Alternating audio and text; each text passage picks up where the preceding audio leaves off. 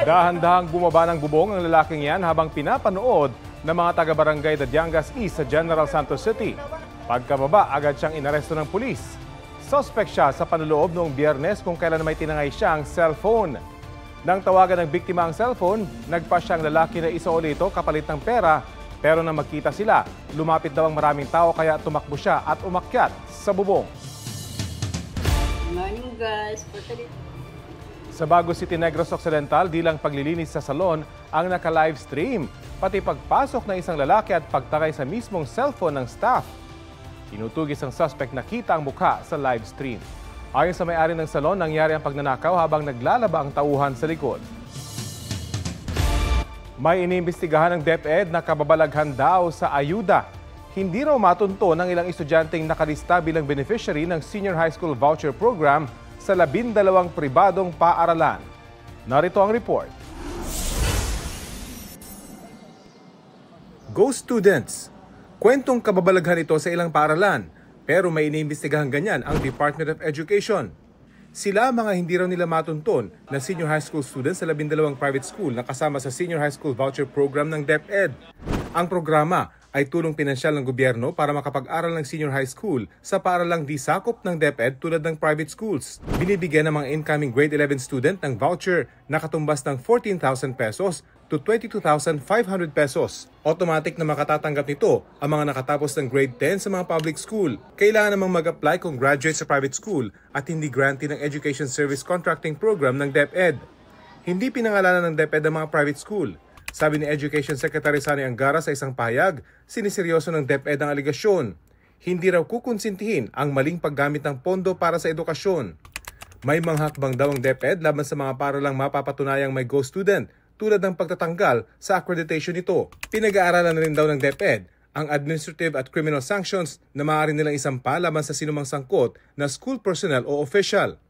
Panawagan ng DepEd sa publiko, isumbong sa kanila kung may matisod na irregularidad sa pagpapatupad ng kanilang mga programa. Pagtitiyak ng DepEd, tutulungan nito ang mga estudyanteng tunay na nangangailangan ng ayuda. Pebrero pa lang at hindi pa tag-ulan, pero mahigit 28,000 na ang mga kaso ng dengue sa bansa ayon sa DOH. 40% na mas mataas yan kumpara noong parehong panahon noong 2024. Kaya mga LGU, may kanyang-kanyang diskarte sa pagpuksa sa mga lamok gaya ng pabuyang piso kada lamok o kiti-kiti. May report si Oscar Oida. Hindi mga isda, kundi lamok ang lalamanin ng tila aquarium na ito ng Barangay Addition Hills sa Mandaluyong City. Yan ang kanilang mosquito death chamber. Dito raw ipapasok ang mga patay o buhay na kiti-kiti o lamok na mauhuli ng mga residente. At simula sa Miyerkules, sino mang residenteng makakahuli ng kiti-kiti o lamok, bibigyan ng barangay ng pera. Bawal lumahok ang mga minor de edad. Magdadala lang po sila sa amin dito ng kahit buhay, patay, or even kiti-kiti na papalitan namin at least 5 pieces of lamok in exchange of 1 peso.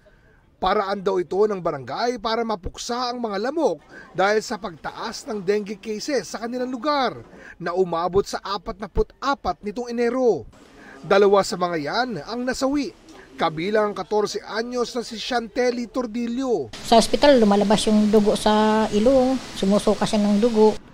Pero may agam-agam ang Department of Health sa hakbang ng Barangay Addition Hills. Maganda ho, sumangguni tayo sa ating local health office sa Department of Health. Paano kung baka mamaya maging parang palaisdaan? Baka mamaya magkaroon tayo ng breeding ng mosquito. Ayaw po natin yun. Hindi po ito magiging forever na gagawin namin. Isa lang po ito sa alternatibo para mapababa yung kaso namin.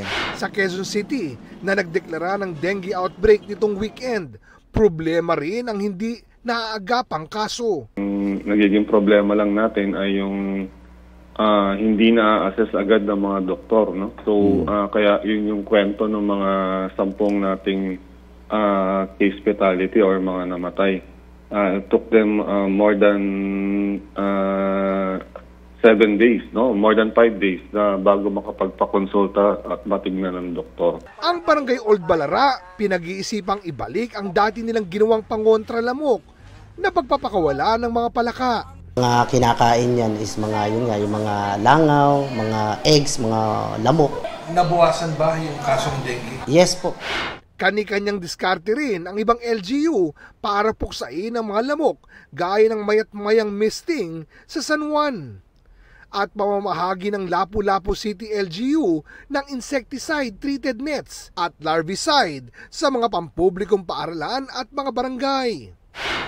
Bukod sa Quezon City, 8 lugar sa Central Luzon, Calabarzon at NCR ang nakitaan ng Department of Health ng biglaang pagsipa ng dengue cases. Hindi siya panahon ng tag-ulan, pero yung tinatawag na shear line, ITCZ, yung easterlies, dumadami yung buhos ng tubig at pag dumami ang buhos ng tubig, talagang naiipon yan sa paligid-ligid. Yung mga lamok dumadami.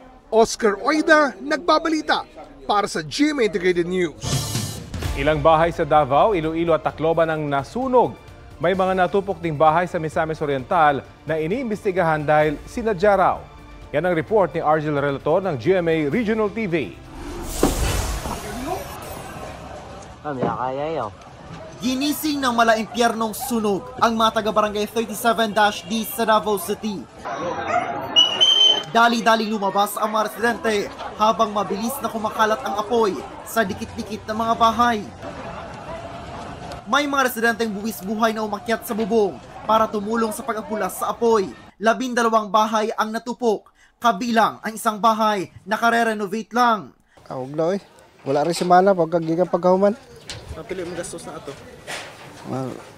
Pwede ito sa kwinta siguro. 3 residente ang nagtamo ng paso sa katawan. Iniimbestigahan pa ang mitsa ng sunog pero ayon sa mga residente, may kumislap na kawad ng kuryente. Sa Tagaluan, Misamis Oriental, 4 na bahay sa isang barangay ang nasunog. Nagmula ang apoy sa isang bahay kung saan nakatira ang lalaking umano'y sinadya ang pagsunog. Inaresto ang suspect at posibleng maharap sa reklamong arson. Tumanggi siyang magbigay ng pahayag. Nighttime nga okay siya, kay sa mga previous days okay siya, pero ito nga day unruly kanyang behavior yun. So kay murag napod siya kanang history sa kwandaw, kanang substance abuse. Sa Haro, Iloilo City, nasunog ang 12 bahay sa isang relocation site. Halos 100 residente ang apektado ng sunog na di patukoy ang sanhi. Nasunog din ang 30 bahay sa Tacloban City kaninang umaga. Walang nasaktan. Aabot sa 3 milyong piso ang halaga ng pinsala. Iniimbestigahan pa ang sanhi ng sunog. Argel Relator ng GMA Regional TV, nagbabalita para sa GMA Integrated News. Inihabla ng PNP-CIDG o Criminal Investigation and Detection Group si dating Pangulong Rodrigo Duterte kaugnay sa naging pahayag nitong pagpatay sa 15 senador. Patayin natin yung mga senador ngayon para mabakante. Kung makapatay tayo ng mga 15 na senador, pasok na tayo lahat. The only way to do it is to pasabugin na lang natin yung Base sa isinapang reklamo ng CIDG sa Department of Justice, may tuturing na unlawful utterances at inciting to sedition ang sinabi ng dating Pangulo. Pero giit ng dating tagapagsalita at abogado ni Duterte na si Atty. Salvador Panelo, biro lang ang pahayag ng dating Pangulo. Ganito rin ang tingin ng kalyado niyang si Senador Bato de la Rosa. Biro din ang basa ng Senate President Pro Tempore Jingo Estrada sa sinabi ng dating Pangulo kaya non-issue daw ito. Paniwala naman ni Senador Bong Revilla, bulaklak lang ito ng bibig at ganun daw talaga magsalita ang dating Pangulo. Pero puna ni Senador Risa Ontiveros, dagdag karahasan daw ba ang sagot ni Duterte sa problema ng kahirapan? Ang dapat daw patayin o bombahin ay ang presyo ng mga bilihin. Habang para kay Senate Minority Leader Coco Pimentel, tapusin na ang issue kung wala namang nakikitang elemento ng krimen ang DOJ at ang NBI.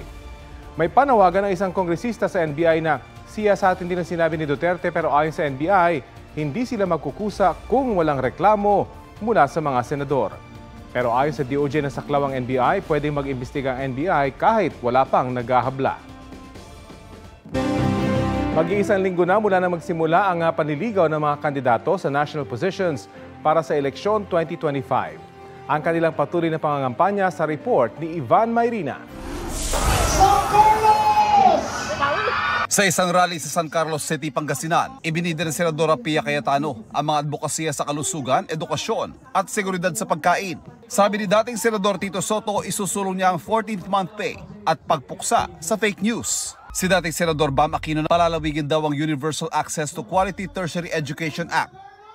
Sa UST, nagsalita si Attorney Angelo De Alban tungkol sa korupsyon at pag-amyenda sa Family Code.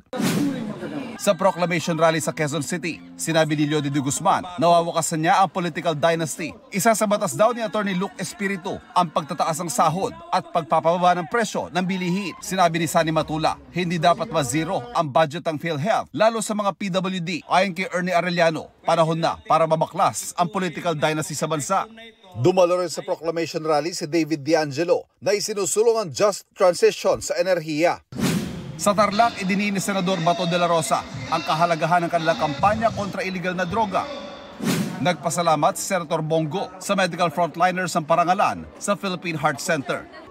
Sa Cavite, ipinagmalaki ni dating Senador Ping Lacson ang ginawa niyang batas para magilungsod ang Carmona. Kasama rin sa Sorteo Festival si Representative Camille Villar, dating Interior and Local Government Secretary Benhur Abalos, at Senator Bong Revilla na nagpasalamat sa kanilang mainit na pagtanggap. Sa Davao Region naman, nag-ikot si Senator Lito Lapid. Sa Bulacan, sinabi ni Senator Amy Marcos na prioridad niya ang pagpasa ng batas para sa pantay-pantay na sahod ng mga manggagawa. Noong Biyernes na sa Baguio, si Ariel Querubin sinabing handa magsakripisyo para sa katotohanan. Nagsagawa ng karawan sa Bulacan, sina Danilo Ramos na nagsalita tungkol sa pakanan ng mga magsasaka at Jerome Adonis na isinusulong ang 1,200 pesos na family living wage. Sabi ni Senator Francis Tolentino sa Quezon City, pangarap niyang makapagtatag ng mga komunidad sa mga isla sa West Philippine Sea. Sa anniversary ng isang NGO, tinalakay ni Attorney Jimmy Bondoc presyo ng bigas. Nagsagawa naman ng stand-up rally ang supporters abroad ni Apollo Kibuloy. Patuloy naming sinusundan ang kampanya ng mga tumatakbo senador sa eleksyon 2025. Ivan Mayrina nagbabalita para sa GMA Integrated News. Huwag magpahuli sa mga balitang dapat niyong malaman. Mag-subscribe na sa GMA Integrated News sa YouTube.